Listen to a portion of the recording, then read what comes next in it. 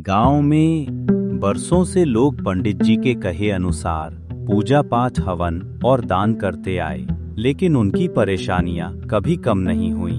हर साल नए झगड़े, नई बीमारियां और कर्ज बढ़ता ही गया। पंडित जी, हमने अपनी फसल का आधा हिस्सा मंदिर में चढ़ा दिया, लेकिन घर की बीमारी नहीं गई।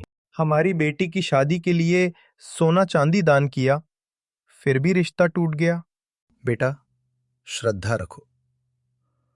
भगवान परीक्षा ले रहे हैं और दान करो, सब ठीक हो जाए। गांव वाले थक चुके थे, लेकिन डर और अंधविश्वास उन्हें बांधे हुए था।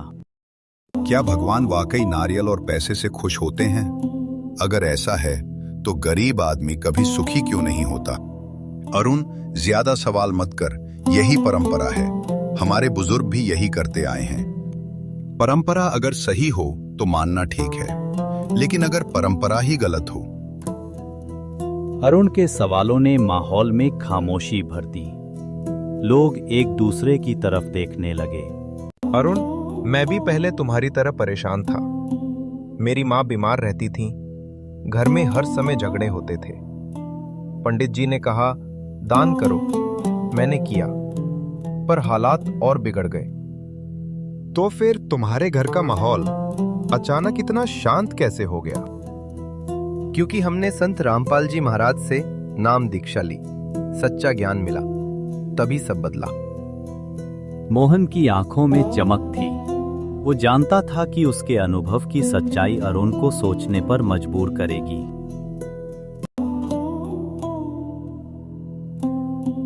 नाम दीक्षा? ये क्या है?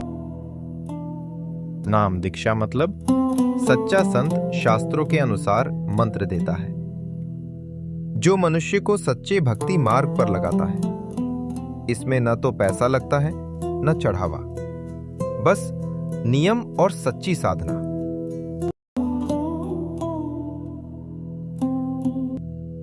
पंडित जी, आपने गीता पढ़ी है? उसमें कहाँ लिखा है कि भगवान पैसे मांगते हैं?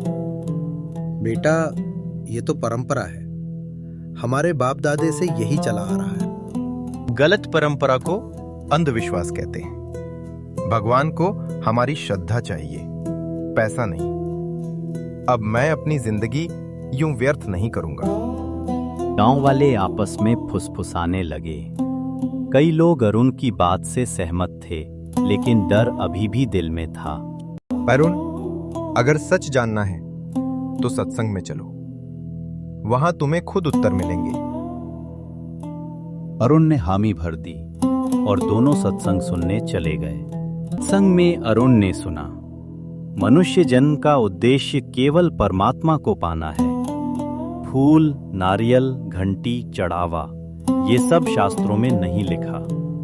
सच्ची पूजा वही है जो शास्त्रों के अनुसार हो। अरुण ने नाम दीक्षा ली। धीरे धीरे उसके घर में भी शांति और सुख आने लगा। गांव वाले ये देखकर हैरान रह गए। एक एक करके कई लोग अंधविश्वास छोड़कर सच्चे ज्ञान की ओर आने लगे।